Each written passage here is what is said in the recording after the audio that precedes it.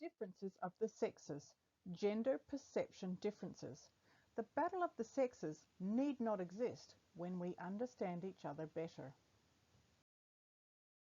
Most of us grew up being taught that our current behaviours, what we believe, how we react to things, and how we saw the world around us was due to how we were raised and the years of accumulated experiences we have had since we were babies.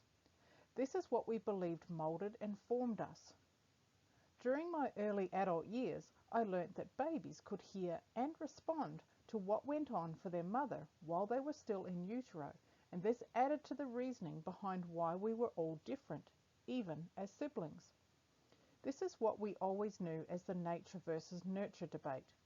Did we turn out as we did because of how our parents treated us, or because of the environment we grew up in? Most people agreed that it was a little bit of both. Scientists worldwide are now proving that epigenetics plays a major role in who we are, what we believe, and how we view our world. It has now been proven that it is not just our knobbly knees and curly hair that we inherited from great-grandma, it is also past stresses and traumas. This is something that has been missed up until now in how we understand human nature, and subsequently it has been missing from all forms of counseling, psychology, positive affirmations, and all other forms of self-help. We will go into this further in the next presentation, for it's a huge topic in and of itself. The other part that has been missing in past attempts to truly help women in particular is the importance of gender. We now know that we have gender-specific filters, meaning men and women really do see things differently. And by filters, I'm referring to the meanings we attach to how we perceive the world, for the way we see the world is through our own perceptions. Men and women are different, we all know that, but to what depths is only now truly being discovered. And one of the things that excites me so much about Creatrix is that it is here that long-lasting female-only change is happening. Science has long stated that men and women have what is called the 1% factor difference. This is a widely accepted fact. What has been added to recently is the fact that while we are only 1% different, every, and I mean every single one, of the trillions of cells that make us up as a human, either male or female, is 1% different. Now, I'm no mathematician, but 1 times a trillion, I'm pretty sure, is a trillion, making us a trillion times different to men. Now that I can attest to. It's a bit like imagining women are iPhones and men are Samsungs. We both essentially do the same thing, we just do it in different ways. And what happens when you try to put an Apple app onto an Android device?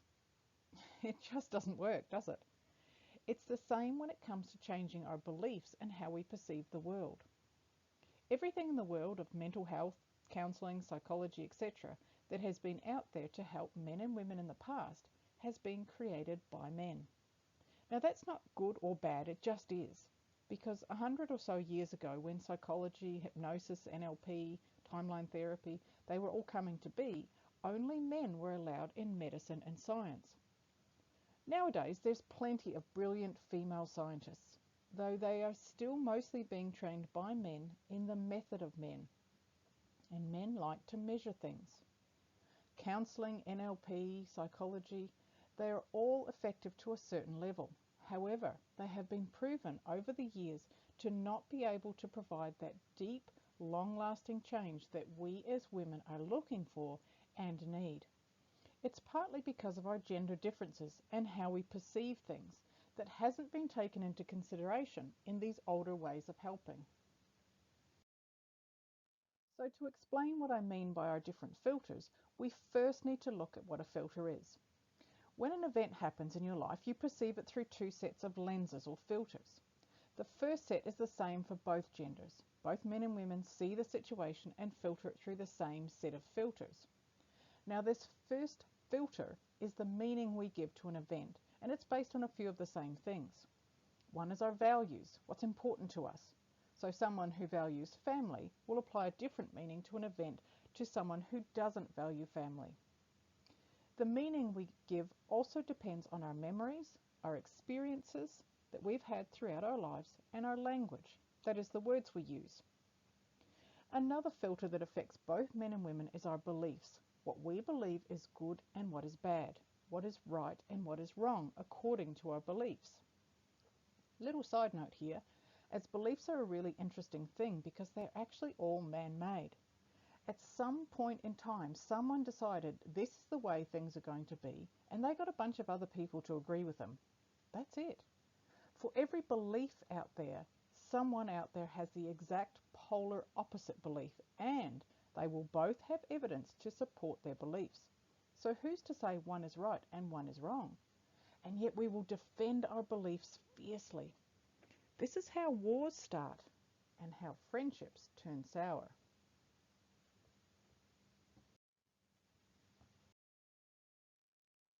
I grew up feeling unworthy of love or attention. I believed my parents already had one daughter and she was smart and everyone adored her, so I couldn't compete. I decided then I'd be a son instead, as they didn't have one of those. That didn't work so good either.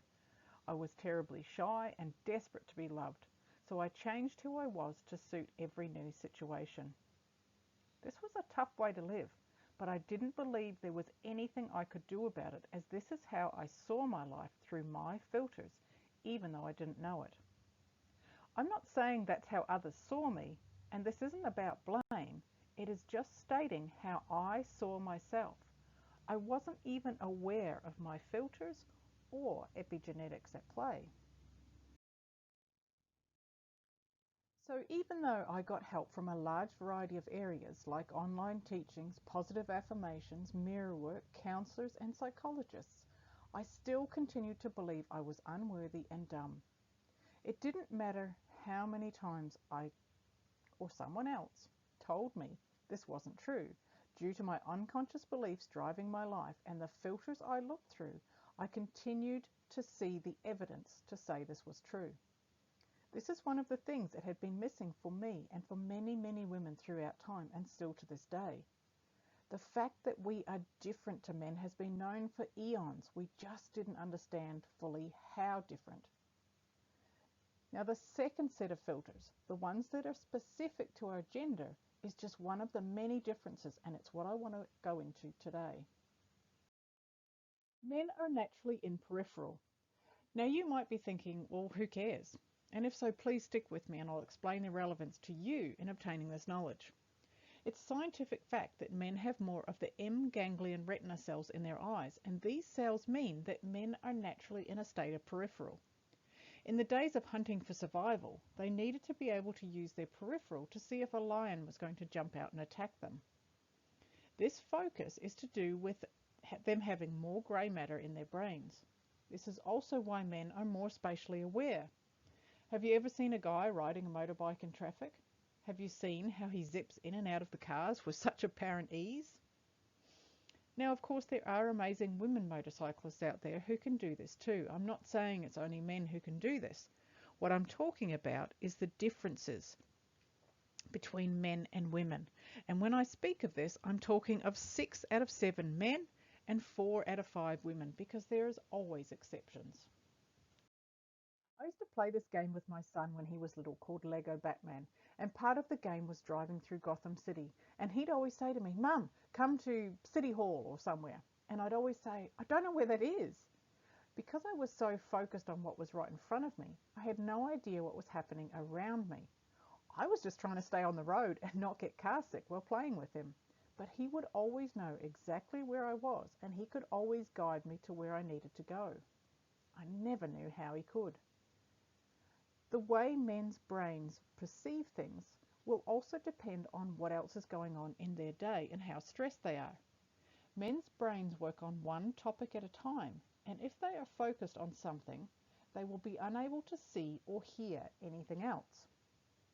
Men's main hormone is testosterone, and this causes them to lean in and face problems straight on, something women don't tend to be as good at.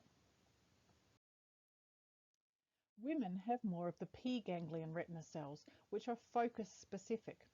They allow us to see the finer details. This is how we know when something's not quite right, because we actually pick up on the small changes in a person's face, and we even hear the slight change of tone in their voice that speaks a truth their words may be trying to hide. We need these finer focus skills to read our baby's body language and tone of cry. It's because we have more white matter in our brains that allows us to multitask and process faster. Having more of these P ganglion retina cells is why 4 out of 5 women hate things like goal setting.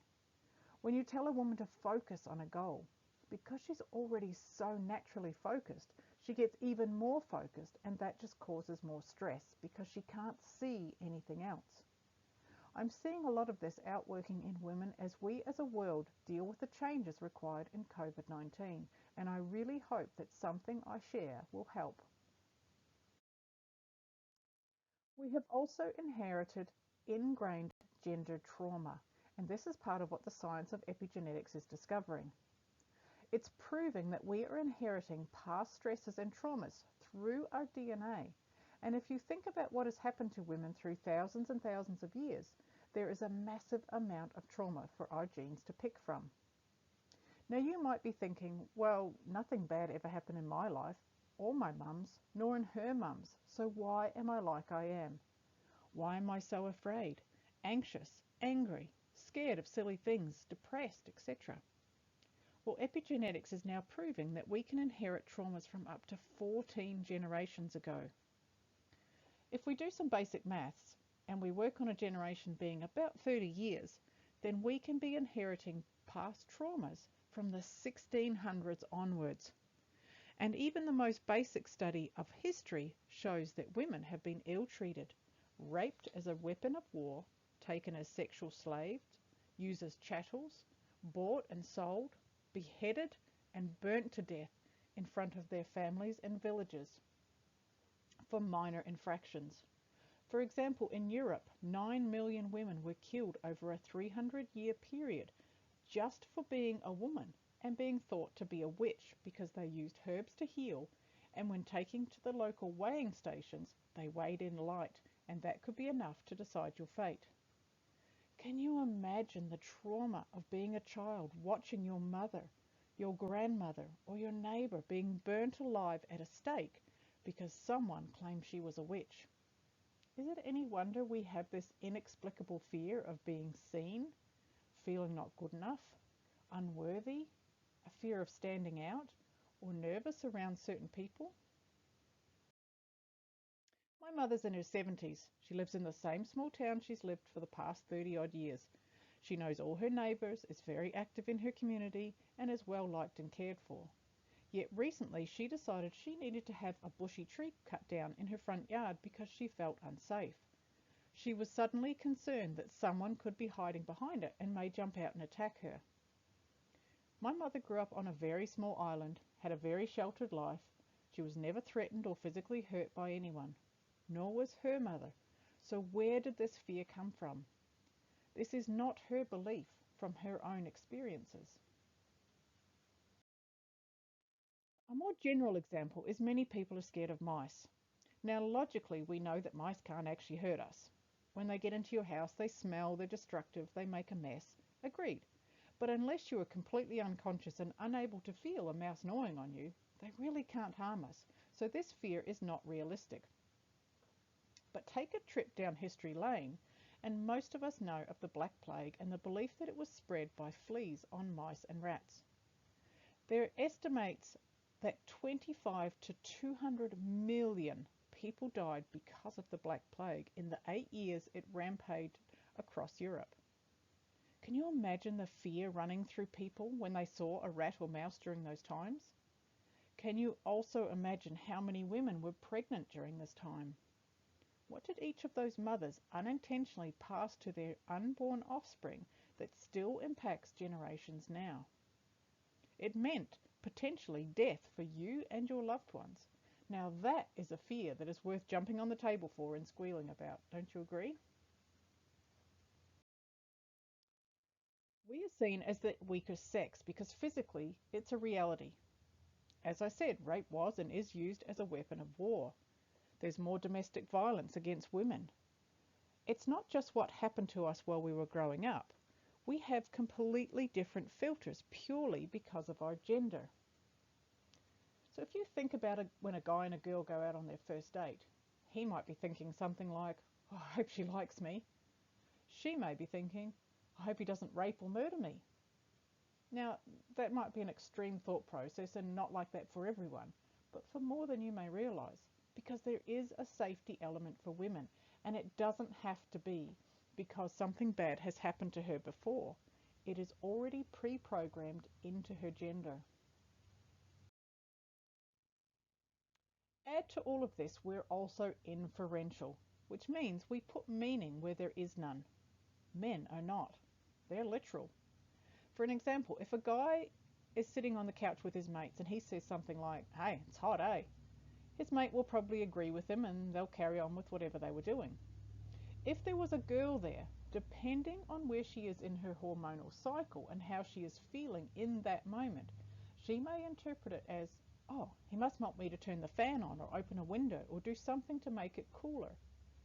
Or she might get quite cranky at him and think, lazy bugger, why doesn't he just get up and do it himself? Why do I have to do everything? And go off on this little rampage, first in her head and then maybe out loud, because she has misinterpreted a simple statement and put meaning where there actually was none. He didn't ask her to get up and turn the fan on. And this is where we get frustrated with men because they are so literal. We expect them to know what we want without asking directly for it because that's how we operate. Now, our main hormone is estrogen, and estrogen in a negative environment ends up in tears. For men, testosterone is their main hormone, and it makes them lean in and focus on problems head on. There is truth in the fact that hormones affect our behaviors and emotions, because did you know that if we were injected with progesterone, we would straight away stand up for ourselves, speak our truth, and not be emotionally affected at all? In the scientific world, up until the 1990s, in some cases it's still happening, scientists are not even testing on females. When we see statistics, and this can even be the list of potential side effects to medications, we were represented by boy mice castrated at birth. The reason being is males give nice, even, consistent results because they are by nature even, steady, and not impacted by their changing hormones. It's often why we refer to men as our rocks. Women, by our very nature, are anything but consistent. Our very cycles move with its own ebbs and flows. So is it any wonder we aren't consistent? So one of the biggest things that makes us female was being discarded by science because it messed up their nice, consistent results that meant they could write proven papers. Where we are in our cycles is going to affect the meaning we place on an event. You're going to react differently depending on where you are in your own cycle. And it doesn't matter if you have a period or not. If you've had a hysterectomy, if you're menopausal or transgender, if you were born with a uterus, every one of those trillions of cells I mentioned are coded female, and you have a cycle whether you're aware of it or not. Way too much focus is given to menstruating and being moody and unpredictable, when this is only a very small part of the big picture. Our state also plays a part. What is our attitude? Are we already in a good mood or a bad mood? What's our physiology? How do you carry yourself? Do you walk around with your head up and your shoulders back, looking people directly in the eye with a big smile?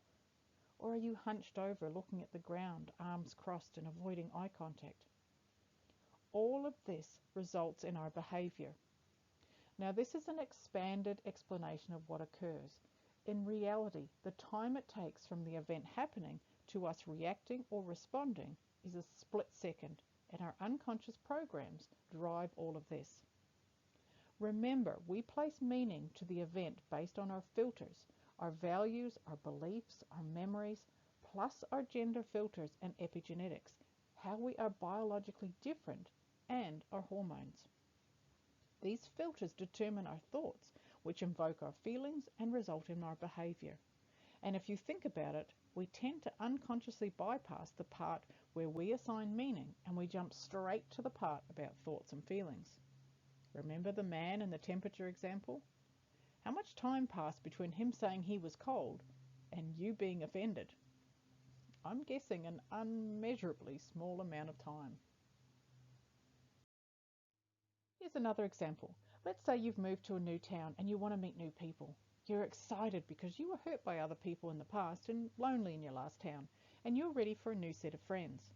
Meeting new women, sharing your journey, supporting others, and having lots of laughs is what you're passionate about. So you check out some local events where you know women who have similar interests will be, and you register your interest in coming along. The day arrives and you choose your clothes carefully, you do your hair, you grab your keys, you drive down, and as you get to the right street, you see a mountain of cars. You see women pouring out of their cars and they're laughing, waving to each other, and clearly so excited to see each other. And this is where you get stuck. What am I going to say to these women? What if they don't like me? What if I say the wrong thing? Am I wearing the right type of clothes? What if no one talks to me? What if, what if, what if? It's all suddenly too hard, too scary, too risky. And you say to yourself, oh, I'll come to the next event when I'm feeling more settled, or when there are less women, or when I've had my roots coloured. But let me ask you, how did this group get so big? Did all of these women know each other before coming along? Wasn't it the first time for each of them at some point? And truly, if they're going to judge you as unworthy, are they really your sort of people anyway? What was the actually deciding factor for you to come along, and why has that suddenly changed? Were you more interested in the workshop, or in what you were going to get from it, or how you were going to be seen? What's really going on is an unconscious program running in the background that you are probably not even aware of that results in your behavior, which is procrastinating on all the reasons why you can't do it.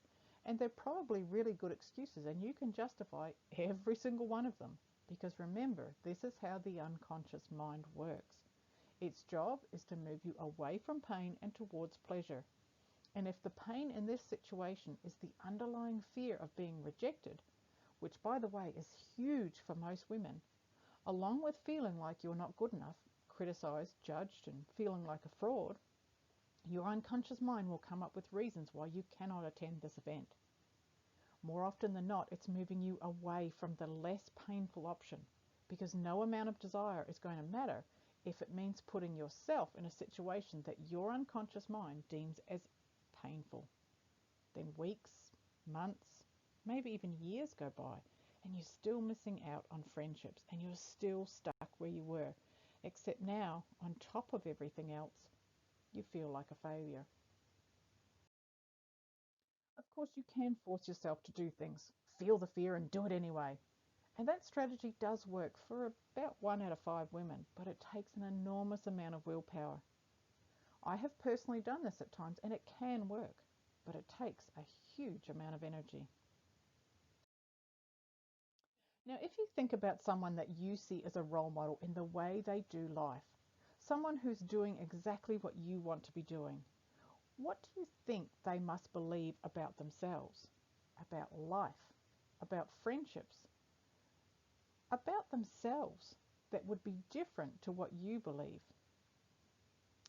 Now, logically, we all know what we want to believe, what we should believe, but logic goes out the window in that split second when something triggers us and the unconscious programs take over. If you change the meanings by changing the filters through which we see things, you will change the behavior. And that is essentially what most modalities are trying to do. However, because they are missing at least 2 of the 6 elements needed for fast, safe, and long-lasting change, like gender differences and epigenetics, they can only take you so far. They can only last a certain length of time.